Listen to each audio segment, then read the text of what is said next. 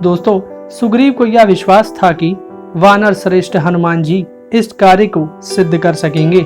इस कारण सुग्रीव ने वायुपुत्र हनुमान जी से कहा, कपि श्रेष्ठ, इस भूमंडल में कोई भी प्राणी तुम्हारे तेज की समानता करने वाला नहीं है। तुम नीति शास्त्र के पंडित हो। एकमात्र तुम ही में बल, बुद्धि, पराक्रम, देश काल का अनुसरण तथा नीतिपूर्ण बर्ताव एक साथ देखे जाते हैं। अतः जिस प्रकार देवी सीता की उपलब्धि हो सके वह उपाय तुम ही सोचो।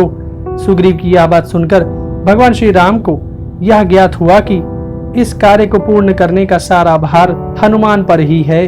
तब भगवान श्री राम ने अपनी वह अंगूठी जिसमें उनका नाम अंकित था वह हनुमान जी को देते हुए बोले, कपि श्रेष्ठ, मेरी इस अंगूठी के द्वारा देवी सीता को यह विश्वास हो जाएगा कि तुम मेरे द्वारा ही भेजे गए हो। अतः वह भय त्याग कर तुम्हारी ओर देख सकेगी। वानर श्रेष्ठ हनुमान ने वह अंगूठी लेकर उसे मस्तक पर रखा और फिर हाथ जोड़कर भगवान श्री राम के चरणों में प्रणाम करके वहां से प्रस्थित हुए।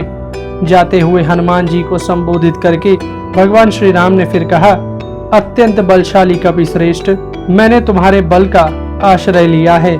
जिस प्रकार भी जनक नंदनी सीता प्राप्त हो सकी, तुम अपने महान बल विक्रम से वैसा ही प्रयत्न करो। सभी वानरों के वहां से चले जाने के बाद भगवान श्री राम अपने भाई लक्ष्मण के साथ उस प्रश्रवणगिरी पर ही ठहरे रहे और देवी सीता का समाचार लाने के लिए जो 1 माह की अवधि निश्चित की गई थी उसकी प्रतीक्षा करने लगे। वानर सेना के स्वामी राजा सुग्रीव संपूर्ण दिशाओं में यथा योग्य वानरों को भेजकर मन ही मन हर्ष का अनुभव करने लगे। तब भगवान श्री राम ने सुग्रीव से पूछा, सखे, तुम समस्त भूमंडल के स्थानों का परिचय कैसे जानते हो? तो वानरराज सुग्रीव ने कहा, भगवान, मैं सब कुछ विस्तार से बताता हूँ, सुनिए। जब मेरे भाई वाली महिष रूपधारी दानव मायावी का पीछा कर रहे थे, उस समय वह महिषमलय पर्वत की ओर भागा और उस पर्वत की कंदरा में घुस गया। यह देख वाली ने भी उसके वध की इच्छा से उस गुफा के भीतर प्रवेश किया। उस समय मैं विनीत भाव से उस गुफा के द्वार पर खड़ा रहा, क्योंकि वाली ने मुझे वहीं रुकने का आदेश दिया था। परंतु 1 वर्ष व्यतीत हो जाने पर भी वाली उस गुफा से बाहर नहीं निकले। साथ ही जब मैंने गुफा को रक्त से भरा हुआ देखा तो मैं भाई के शोक से व्यथित हो उठा। मेरी बुद्धि में यह बात आई कि अब मेरे भाई निश्चय ही मारे गए। यह विचार पैदा होते ही मैंने उस गुफा के द्वार पर एक पहाड़ जैसी चट्टान रख दी। सोचा, इस शिला से द्वार बंद हो जाने पर दानव मायावी बाहर नहीं निकल सकेगा और भीतर ही घुट घुट कर मर जाएगा। इसके बाद भाई के जीवन से निराश होकर मैं किष्किंधापुरी में लौट आया। यहाँ विशाल राज्य तथा रूमा सहित तारा को पाकर मैं निश्चिंतता पूर्वक रहने लगा। तत्पश्चात वानर श्रेष्ठ वाली उस दानव का वध करके आ पहुंचे। उनके आते ही मैंने भाई के गौरव से भयभीत होकर वह राज्य उन्हें वापस कर दिया। परंतु वाली मुझे मार डालना चाहता था। वह यही सोचता था कि उसे मारने के लिए ही मैं गुफा का द्वार बंद करके भाग आया था। मैं प्राण रक्षा के लिए मंत्रियों के साथ भागा और वाली मेरा पीछा करने लगा। उसी समय मैंने विभिन्न नदियों, वनों और नगरों को देखते हुए सारी पृथ्वी की परिक्रमा कर डाली।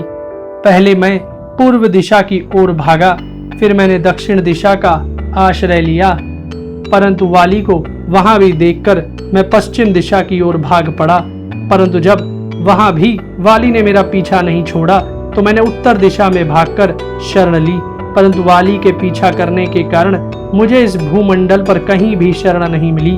तब परम बुद्धिमान हनुमान जी ने मुझसे यह बात कही कि वाली को मतंग मुनि ने शाप दिया था कि यदि वाली उनके आश्रम मंडल में प्रवेश करेगा तो उसके मस्तक के सैकड़ों टुकड़े हो जाएंगे। अतः वहीं निवास करना हम लोगों के लिए सुखद और निर्भय होगा। भगवान, उसके बाद हम लोग ऋष्यमुख पर्वत पर आकर रहने लगे। मतंग ऋषि के श्राप के भय से वाली ने वहां कभी प्रवेश नहीं किया। श्री राम, इस प्रकार मैंने उन दिनों समस्त भूमंडल को प्रत्यक्ष देखा था। वानरराज सुग्रीव ने 3 दिशाओं पूर्व, पश्चिम और उत्तर दिशा में जिन महाबली वानरों को देवी सीता का पता लगाने के लिए भेजा था, वे सभी वानर सरोवरों, सरिताओं, खुले स्थानों, नगरों में घूम घूम कर देवी सीता की खोज कर रहे थे।